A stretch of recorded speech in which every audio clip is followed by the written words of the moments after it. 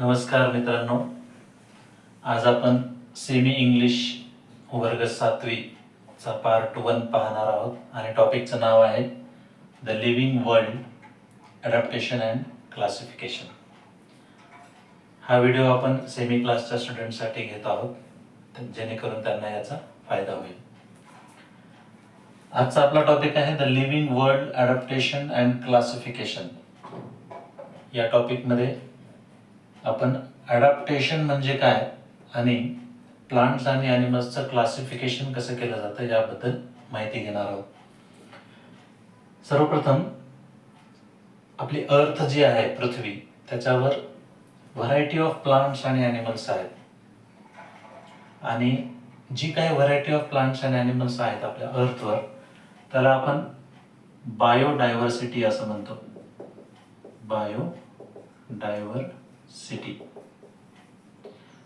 Biodiversity is what? The total amount of variety of plants and animals exist on earth is called as biodiversity. आपल्याला माहिती आहे की plants आणि animals हे एकमेकांपासून वेगळे आहेत. They R different from each other because they have different characteristics. त्यांची वैशिष्ट्ये, त्यांची शरीर रचना, त्यांची जगण्याची पद्धती ही भिन्न असल्यामुळे आपण प्लांट्स आणि ॲनिमल्सला जरी लिव्हिंग ऑर्गॅनिझम्स म्हणत असलो तरी त्यांच्यामध्ये खूप व्हरायटी ऑफ लिव्हिंग ऑर्गॅनिझम्स आहेत. On the basis of their body structure, their living habitat, their eating habits, their body shape and size. तर आपण पहिल्यांदा प्लांट्स आणि ॲनिमल्सला डिवाइड करत असताना ॲक्वॅटिक प्लांट्स, ॲक्वॅटिक ॲनिमल्स असे डिवाइड करतो. टेरेस्ट्रियल, ॲक्वॅटिक म्हणजे काय तर पाण्यात राहणारे जे काही प्लांट्स आणि ॲनिमल्स आहेत ते ॲक्वॅटिक. टेरेस्ट्रियल म्हणजे जमिनीवर राहणारे प्लांट्स आणि जमिनीवर राहणारे ॲनिमल्स. ॲम्फिबियन्स म्हणजे असे प्लांट्स आणि ॲनिमल्स आहेत जे लँडवर पण राहतात आणि वॉटरवर पण एक्झिस्ट करू शकतात, वॉटरमध्ये पण एक्झिस्ट करू शकतात. त्यांना आपण ॲम्फिबियन्स म्हणतो. Specifically amphibians comes under animal category. Reptilian म्हणजे सरपटणारे प्राणी, मग त्यामध्ये ॲनिमल्सच जास्त येतील. ॲक्च्युली काही प्लांट्स पण आहेत ज्याला आपण क्रीप करतो म्हणतात, त्याला सरपटणारे पण म्हणू शकतो आपण. एरियल प्लांट आणि एरियल ॲनिमल्स सुद्धा असतात.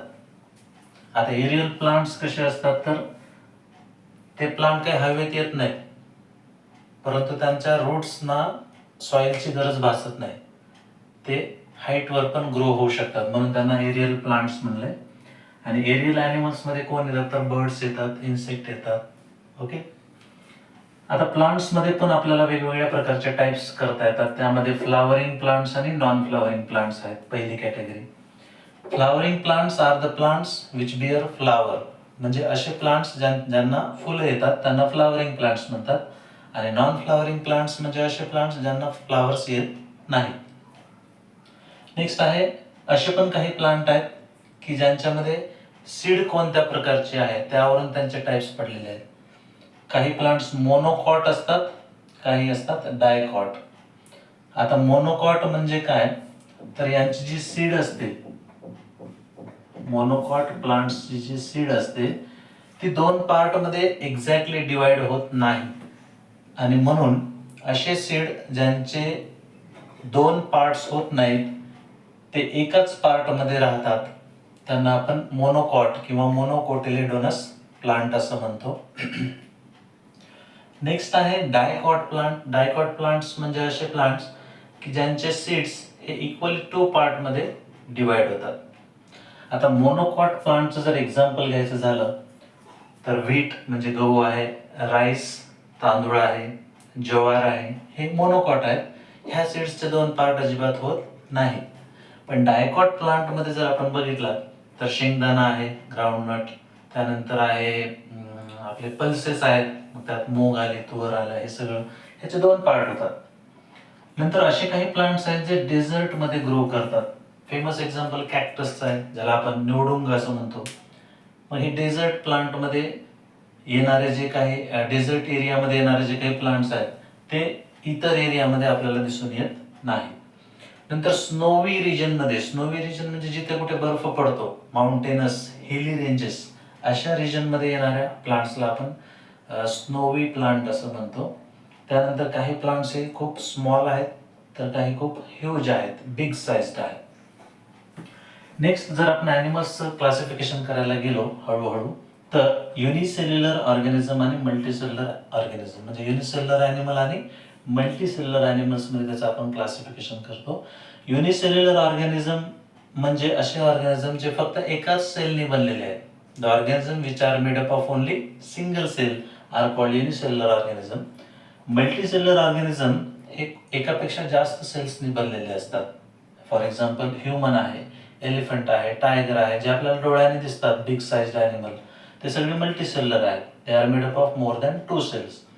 युनिसेल्युलरमध्ये कोण आहे, तर अमिबा आहे, बॅक्टेरियाज आहेत. Micro organisms comes under unicellular organism.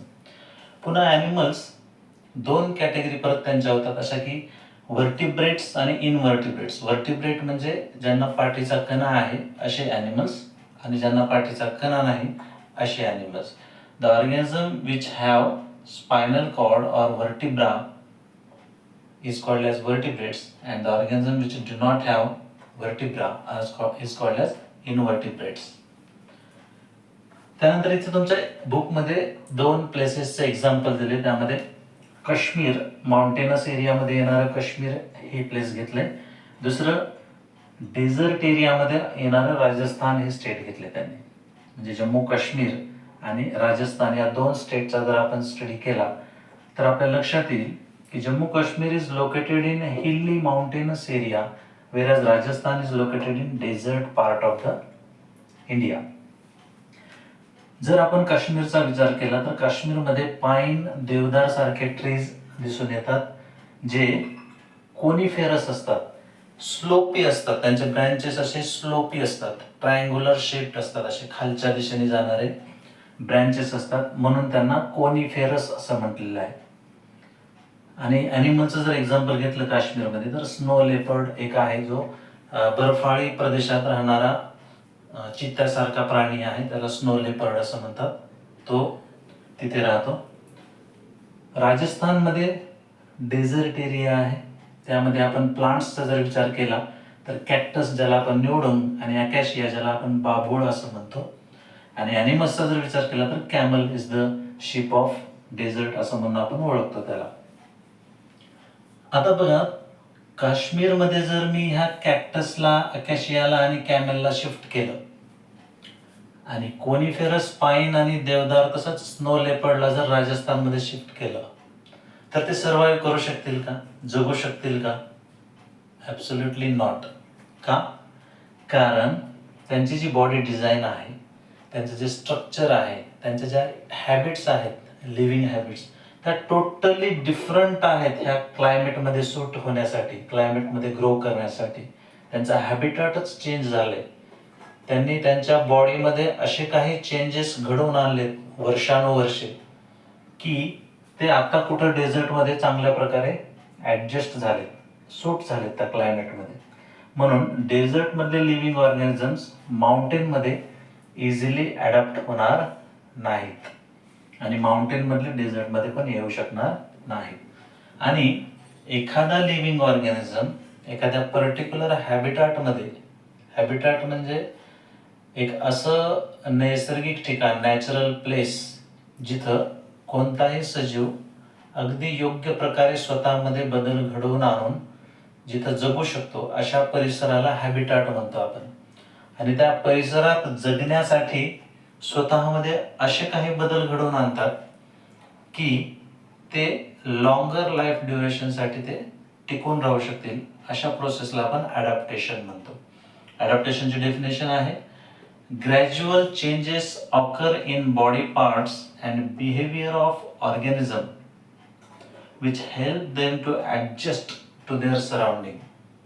त्याचा अर्थ असा आहे की एखाद्या सजीवाच्या बॉडी पार्टमध्येच हळूहळू असे काही चेंजेस होतात आणि त्या ऑर्गॅनिझमचं बिहेवियर पण असं काही चेंज होत राहतं हळूहळू की हे सगळे चेंजेस त्याला मदत करतील एखाद्या सराउंडिंगमध्ये ॲडजस्ट होण्यासाठी. आणि ही जी प्रोसेस आहे याला आपण ॲडॅप्टेशन म्हणतो. मग आता जर आपल्याला प्लांट्स मधलं ॲडॅप्टेशन शिकायचं असेल, ॲडॅप्टेशन इन प्लांट, तर त्याचे एकूण 6 प्रकार आहेत. प्लांट्समध्ये सुद्धा 6 प्रकारचं ॲडॅप्टेशन दिसून येतं. फर्स्ट आहे adaptation in aquatic plants, second आहे adaptation in desert plants, third आहे adaptation in snowy plant, fourth आहे adaptation in grassland plants, fifth आहे ॲडॅप्टेशन इन फॉरेस्ट प्लांट्स आणि सिक्स्थ आहे adaptation for injection of food in plant. मग आता हे adaptation आपण अर्थ कळून घेतलाय की ॲडॅप्टेशन म्हणजे असे काही ऑर्गॅनिझमच्या बॉडीमध्ये चेंज होतात जे त्या पर्टिक्युलर सराउंडिंग मध्ये त्याला सूट होण्यासाठी, ग्रो करण्यासाठी, सर्व्हाइव्ह करण्यासाठी हेल्प करतात. त्या चेंजेस बद्दल आपण स्टडी करू. तर पहिला आहे ॲडॅप्टेशन इन ॲक्वॅटिक प्लांट. म्हणजे ॲक्वॅटिक प्लांट्स म्हणजे पाण्यात राहणारे वनस्पती. यांच्यामध्ये काय काय प्रकारचं ॲडॅप्टेशन होतं. तुम्ही माझा एक व्हिडिओ आहे यूट्यूबवर, तो जर पाहिला तर त्याच्यामध्ये मी ॲक्वॅटिक प्लांट्सचे टाइप्स दिलेले आहेत. त्याच्यामध्ये पहिला आहे फ्लोटिंग प्लांट्स, दुसरा आहे सबमर्ज्ड प्लांट्स आणि तिसरा आहे इमर्जंट प्लांट्स. त्याबद्दल आपण माहिती घेऊ तिथंच. ॲडॅप्टेशन इन ॲक्वॅटिक प्लांट्स पण डिटेलमध्ये त्या व्हिडिओमध्ये मी सांगितलंय पहा. तर पाण्यात राहणाऱ्या प्लांट्समध्ये काय कोणकोणत्या प्रकारचं ॲडॅप्टेशन होतं. तर पहिला आहे they are firmly rooted in soil. पाण्यात राहणारे जे वनस्पती आहेत त्यांचे जे रूट्स आहेत ते चांगल्या प्रकारे सॉइलमध्ये रुतलेले असतात. दुसरं आहे स्टेम्स सबमर्ज्ड. त्यांचे जे स्टेम आहेत ते पाण्यात बुडालेलेच असतात, सबमर्ज्ड असतात.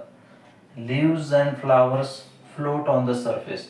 म्हणजे हे वेगवेगळे प्रकार आहेत. काहींचे सॉइल मध्ये रूट असतात, काहींचे स्टेम हे आतमध्ये सबमर्ज्ड झालेले असतात, काहींचे लिव्स आणि फ्लावर्स हे पाण्यावरती तरंगत असतात, फ्लोट होत असतात.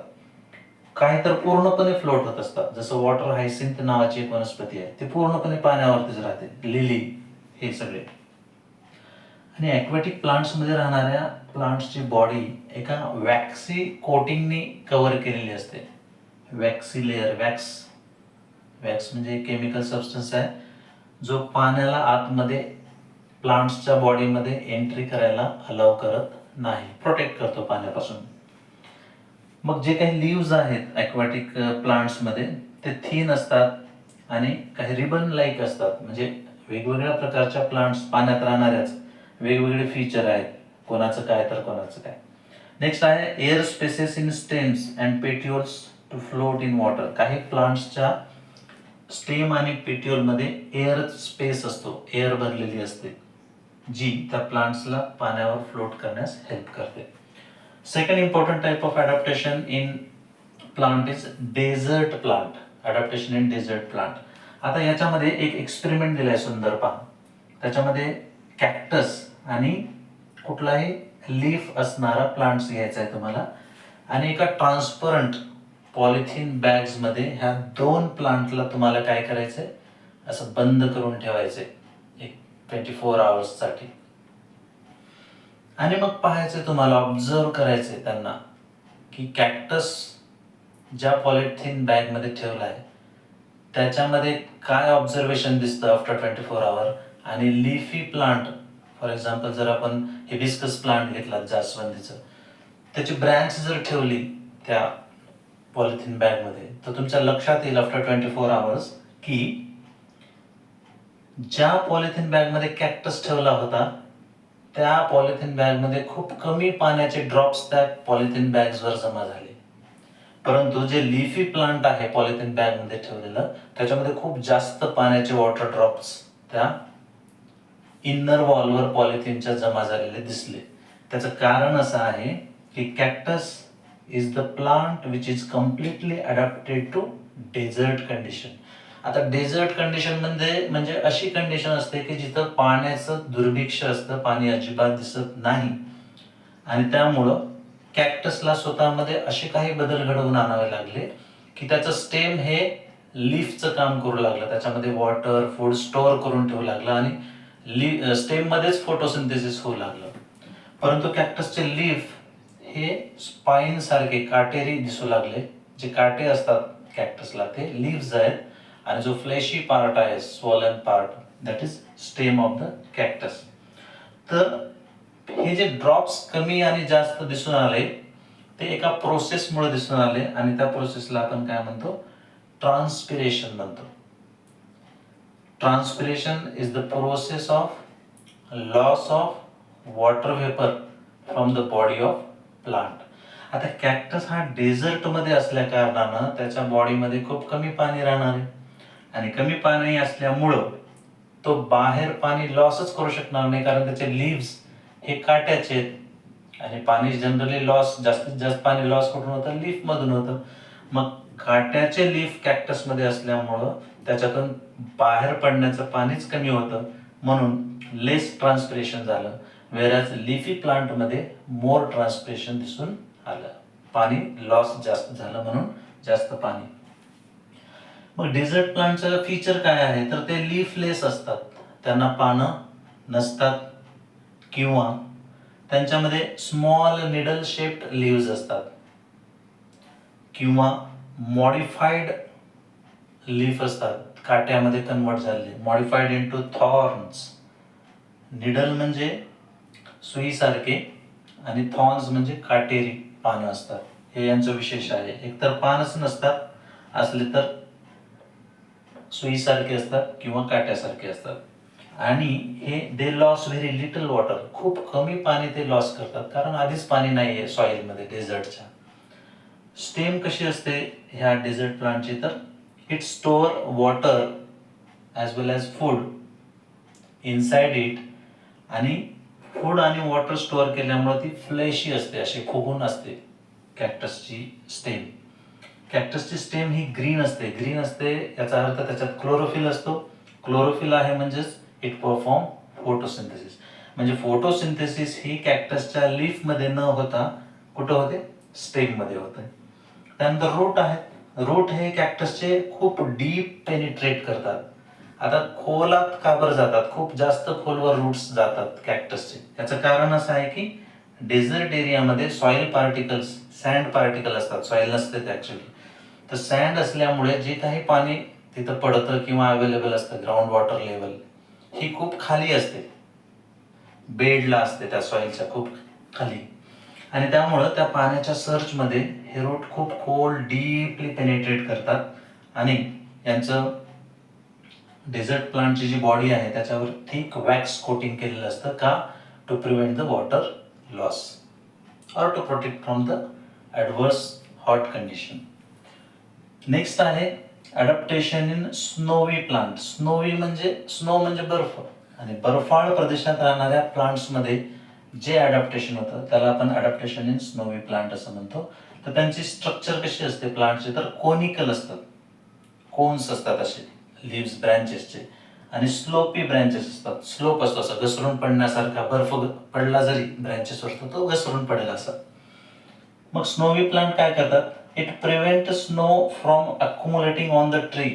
झाडावर कसल्याच प्रकारचा बर्फ जमू देत नाही, कारण का त्यांचे ब्रँचेस हे स्लोपी आहेत, स्लायडिंग आहेत, आणि त्यांची बार्क जी आहे, बार्क म्हणजे आपण खोड म्हणतो झाडाचं, स्टेमचं, हे थिक असतं. कारण ते थिक का आहे, कारण कोल्ड कंडिशनमध्ये सुद्धा विथस्टँड करण्यासाठी, विथस्टँड म्हणजे तग धरून ठेवण्यासाठी, टिकून राहण्यासाठी त्यांची बार्क कशी आहे, थिक आहे. Adaptation in snowy plant. Next आहे adaptation in grassland plant. Grassland म्हणजे गवताळ प्रदेश, ज्याला आपण मिडोज असं सुद्धा म्हणतो. आता ग्रासलँडमध्ये, गवताळ प्रदेशामध्ये जिथं मोठी झाडं अजिबात दिसून येत नाहीत, तिथं गवताचेच प्रकार वेगवेगळे, फक्त ग्रासलँडच असते. कुठंतरी एखादा असं मोठा ट्री दिसतो, बाकी सगळीकडे ग्रासच ग्रास असते. तिथं बुशेस आणि ग्रासेस असतात. बुशेस म्हणजे झुडपं, आणि ग्रासेस म्हणजे गवताचे खूप प्रकार असतात. त्यांचे रूट हे फायब्रस असतात. आता फायब्रस रूट म्हणजे कसं माहितीये का, हे असे फायब्रस रूट्स सगळीकडे पसरलेले, जमिनीच्या आतमध्ये पसरलेले फायब्रस आहेत. These are fibrous roots. आणि टॅप रूट सिस्टीम म्हणजे काय, एकच रूट मूळ आणि ती खोलवर जाते आहे, त्याला आपण टॅप रूट असं म्हणतो. तर हे फायब्रस रूट असते, जेणेकरून ती प्रिव्हेंट करते, सॉइल इरोजन प्रिव्हेंट करण्याचं काम कोण करतं? फायब्रस रूट्स करतात. ग्रासलँडमध्ये कोणते ॲनिमल्स दिसून येतात? तर टायगर, एलिफंट, डिअर, रॅबिट अशा प्रकारचे ॲनिमल्स तिथे फ्रिक्वेंटली दिसतात.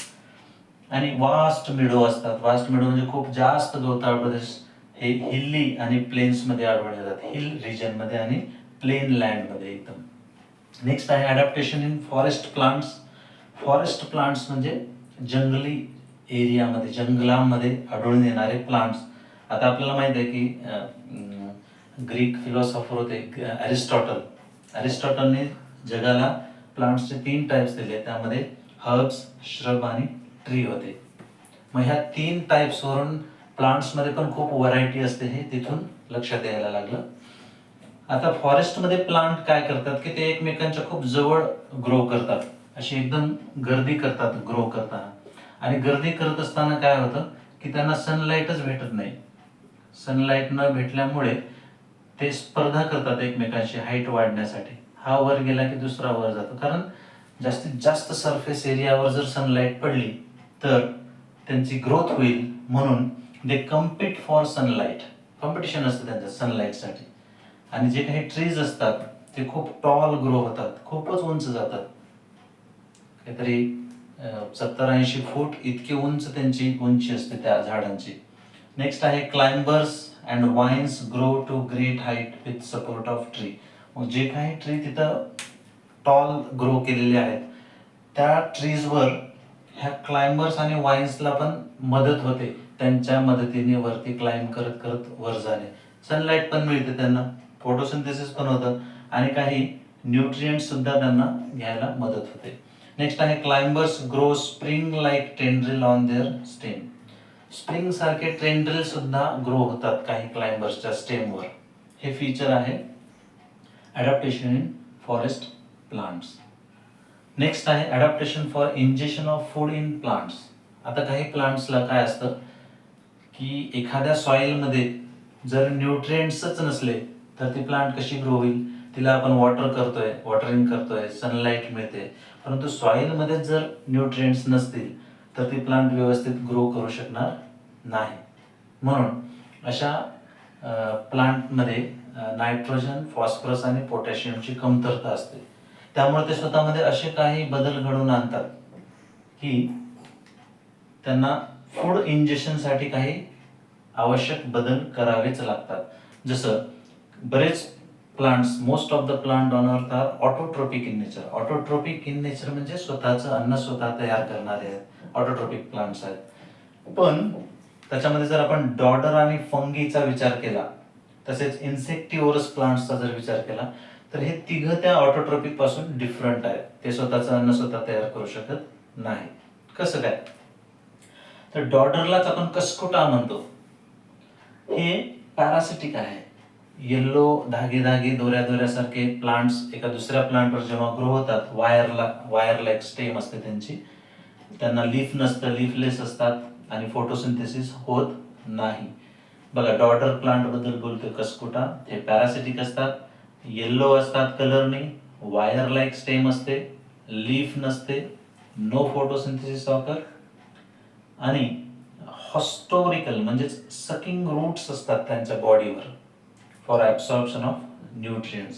असे काही सकिंग रूट असतात जे त्या दुसऱ्या ज्याच्यावर ते वाढतात, पॅरासिटिक आहेत ना ते, ज्या दुसऱ्या प्लांटवर ते वाढत आहेत. पॅरासिटिक म्हणजे the plants which grow on the body of other plant for food purpose, nutritional purpose, त्यांना पॅरासिटिक म्हणतो. माझ्या ह्या डॉटरमध्ये असे काही सकिंग रूट्स असतात जे त्या दुसऱ्या प्लांटच्या स्टेममध्ये जाऊन रुततात आणि तिथले न्यूट्रिएंट्स ॲब्सॉर्ब करतात. त्याला म्हणायचं हॉस्टोरियल रूट किंवा सकिंग रूट. फंगी हे एक वेगळं किंगडम आहे, याला प्लांट म्हणता येत नाही आपल्याला. एक वेगळ्या प्रकारचा सजीव आहे ज्याच्यामध्ये क्लोरोफिल नसतं आणि हा भाकरी किंवा ब्रेड सारख्या सबस्टन्सवर ग्रो करतो, कारण तिथूनच त्याला फूड ऑब्टेन करता येतं. त्यांच्यामध्ये जे रूट आहेत ते फायबर लाईक स्ट्रक्चर आहेत. आणि थर्ड टाईप ऑफ प्लांट आहे जो दुसऱ्यांवर डिपेंड असतो, तो आहे इन्सेक्टिव्हरस प्लांट. आता हे इन्सेक्टच का खातात, दुसरं काही का खात नाहीत किंवा नॅचरली सॉईलमध्ये का ग्रो होत नाहीत? कारण त्या सॉईलमध्ये न्यूट्रिएंट्सच नसतात, म्हणून हे इन्सेक्ट खाण्याचा प्रयत्न करतात. कारण इन्सेक्टच्या बॉडीतून त्यांना नायट्रोजन मिळतं.